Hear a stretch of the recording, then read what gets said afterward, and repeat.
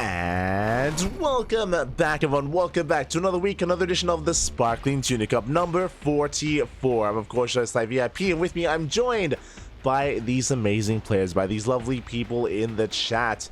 And we have our first series. We have our first matchup ready for us. It's going to be a ZVP, and spawning in the top left-hand corner of Site Delta, we have our Ukrainian Protoss player. The yellow Protoss representing himself, currently teamless. It is NightPhoenix. And spawning in the bottom right-hand corner, we have his opponent. We have the Costa Rican Zerg player, the purple Zerg, representing Team LTK. It is EON.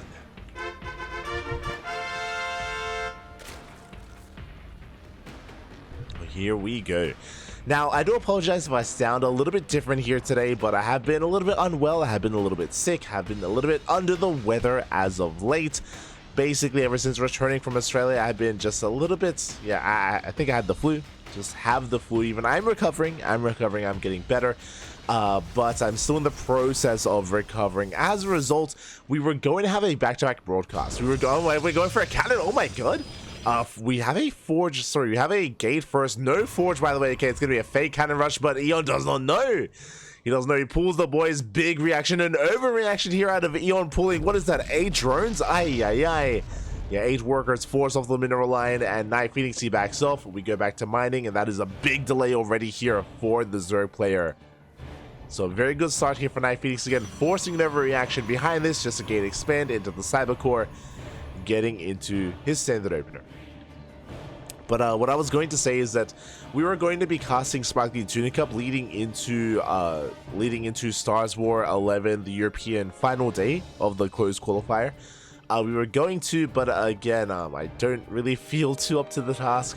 I think I'm just going to be sticking to just the Sparkling Tuna Cup, and then afterwards we're going to be getting some rest, getting some veg, and I'll try to catch up with the closed qualifier of EU at a later time. I will try to catch up later on down the line and set in a couple of days once I recover. Once we're good, man. Once we're good.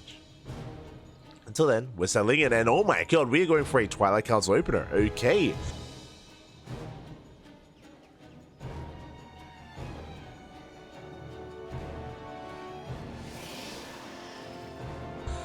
Okay, here we go. So we do have a Twilight Council opener on the way here from NightPhoenix. That should be leading into Glaives, maybe into DTs, Dark Shrine, one or the other.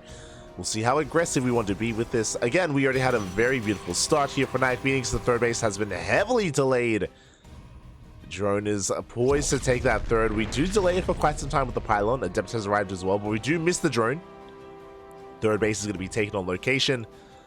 NightPhoenix does threaten the shade. Again, keeping an eye on the saturation. Another gateway going to be thrown down. It's going to be 2 gates now. Going to be interesting. 2 gates into a robo. We have pulled out of the gas.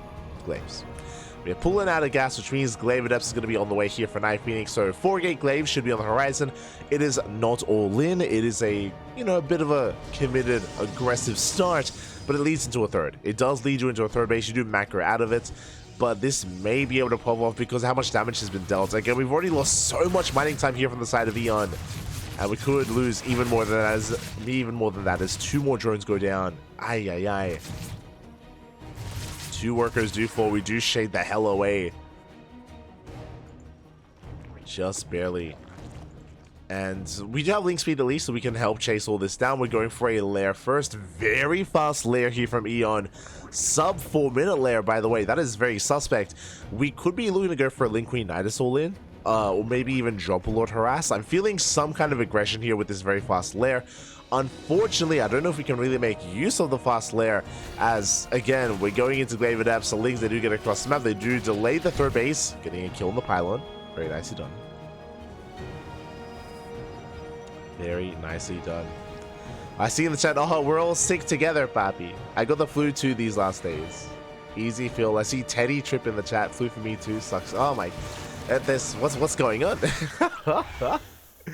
All the ducks are all getting infected. Oh no. But I hope you all the best. I wish you all the best.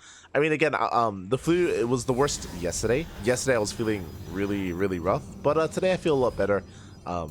And again, hopefully tomorrow, I should be recovered by tomorrow or the next couple of days. Should be okay. Should be okay. as Adepts are going to be getting across the map. We do have plenty of Lings here to keep up, but we can use the terrain against this army, and we do commit to the shade. NightPhoenix does shade in. That's a lot of Lings though. Yeah, massive amount of Lings. They come in for the surround. We will clean up every single Adept. Good target firing here out of NightPhoenix. 5 drones go down, but we lose every single Adept. I spoke too soon. We go for a big warp in.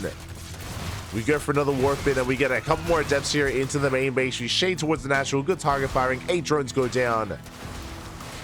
And once again, really good positioning here behind the mineral line, denying any kind of surface area and denying any kind of mining as well.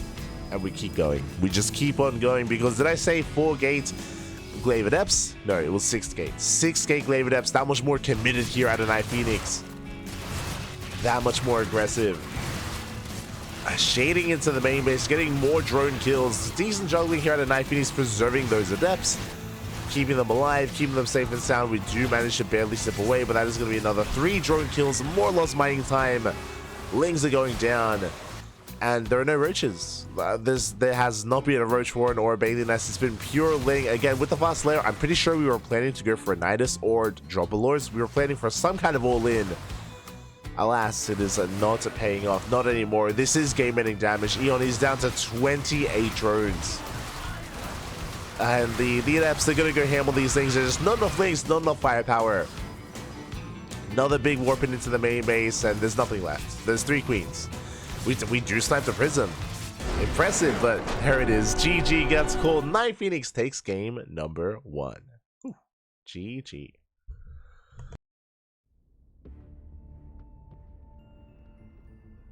GG, well played.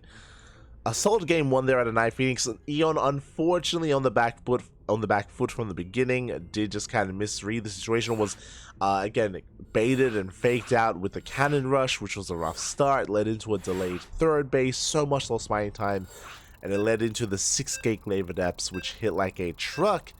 And it was unfortunate that EON happened to be going for a fast lair into a very delayed Roach Warren. I mean, there was no Roach Warren at all, no Baneling Nest at all, with pure Ling Queen. That's a tough defense. That's a nigh impossible defense there. And with that, NightPhoenix takes game 1.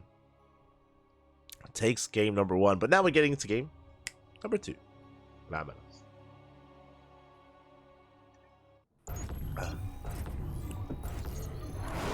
Whole fam got it. No, Bobby, no.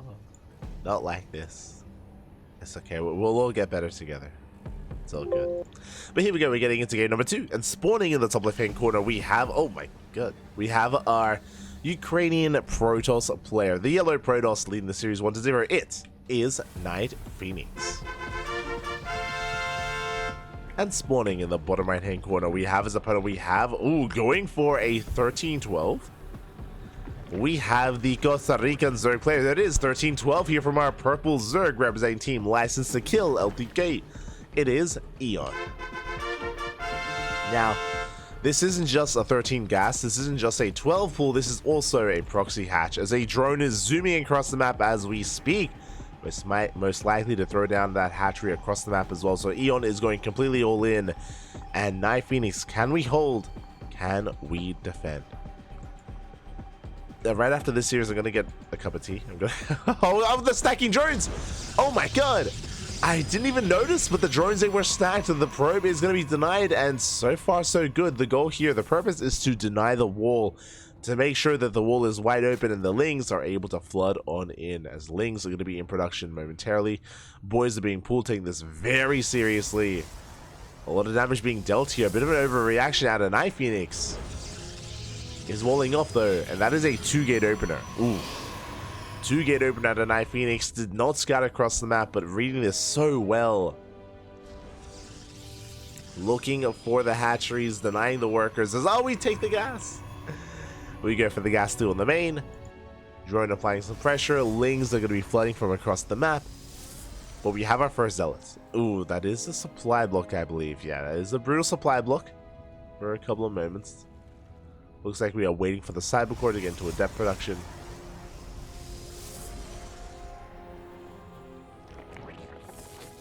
There it is. There's that proxy hatch, or the hatch block here in the natural. And here come those Lings. Here comes Ling's speed as well.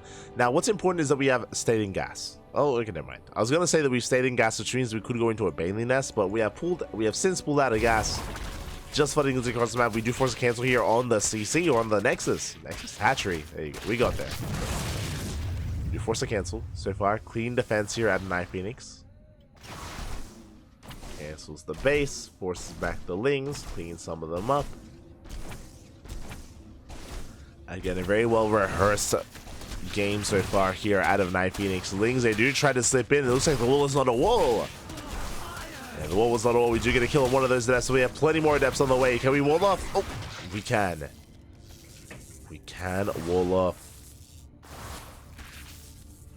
From here, the gas did finish. Hatchery is still on the way.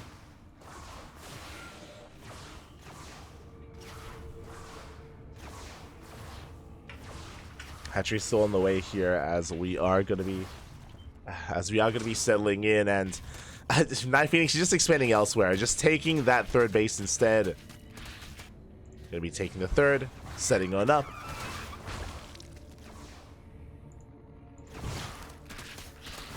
Shading on back. And we can see EON, he's still not transitioning, by the way. I'm like waiting for the moment when he drones. I'm waiting for the moment when we can finally see some droning, but no, EON, he's still making Lings. Hasn't done much with it, and it's looking a little bit bleak. It's looking a little bit bleak here for EON as it's being outscaled in this game. NightPhoenix with double the worker counts, getting his natural base of running. Twilight Council's on the way for some tech, for some upgrades. Warp Gate about to finish up. We are supply blocked, though. We are supply blocked. EON, he could pop off. He could. As the hatchery is going to be going down. It's getting low. The queen may be able to pop out just in time. And we're going to be main knighting over. Lings are amassing. Looks like we deal with the Lings in the main. Do we have a shield battery? We do not. No shield battery. That is going to be a kill on the hatchery. Again, a really disjointed attack here from EON. He's spreading creep. Warp Gate has completed. Creep is denied. And NightPhoenix is going to hold. He will be able to hold on here. Dealing with this hatchery. Yeah, Glaive's going to be on the way behind this. Like, there's just not much else behind. Well, not much else that EON can really do to keep up. Like, he's still just making Lings. Like, what else can he do, Pappy? What else can be done? I don't even think we need Glaives, to be honest. Even vanilla adepts across the map would be too much to handle, but we're just securing ourselves, getting into Glaives, getting into 2 more gateways. I appreciate the aggression here from EON trying to catch NightPhoenix off guard, but so far NightPhoenix's response has been beautiful. Just 2 gateways into fully walling off, denying the hatchery. And not overextending, just preparing back at home to deal with any kind of counterattack. Deal with any kind of push. And yeah, EON still just rallying Lings across the map, doing what he can. Praying here to maybe get a good surround. I mean, there is a possibility. There is a big possibility here. Speaking of, Adept say shade away. We're getting on top of the shield battery. We force a recall. Oh, and that is going to force EON out. The first recall is forced. Or the recall is going to be forced out. Now it's on cooldown. EON gonna threaten another dive. It's not gonna quite need it. Getting into the mineral line. We do get on top of some probes. Do get on top of some workers here. As an say shade across the map. But again, there's no answer here. We were droning, but there's no answer to these adepts. Lings will do nothing. Queens will do nothing. Without roaches, without bailings, these adepts, they're going to pop off. They're going to snowball out of control. That's exactly what's happening here. As we're shading into the main, we do have a mass amount of Lings, but again, what can they do? They melt before this army. A very efficient trade at NightPhoenix. Again, using the terrain here to his advantage. Creating a choke point. Cleans up all the Lings. GG. And NightPhoenix will take the series 2-0, advancing on to the next round. Whew. GG. Oh, hold on. There we go. And congratulations here to NightPhoenix. And we didn't even get to mention and even talk about the tournament, but everyone, welcome to the Sparkling Tuna Cup, our weekly open tournament that we host here on the Cranky Ducklings. Doesn't matter where you're from, what region you are in, you are welcome here at the Sparkling Tuna Cup. And again, it was great to see Latin America up against Europe. EON, of course, from Costa Rica was able to compete. It is 4 a.m., by the way. It's 4 a.m. for EON. He's staying up deep into the night, and he should soon be going to bed. So thank you so much for partaking. Thank you so much for participating. Get some rest, Papi. Get some good, well-earned sleep. And, yeah, we're going to be following NightPhoenix into the next round. So,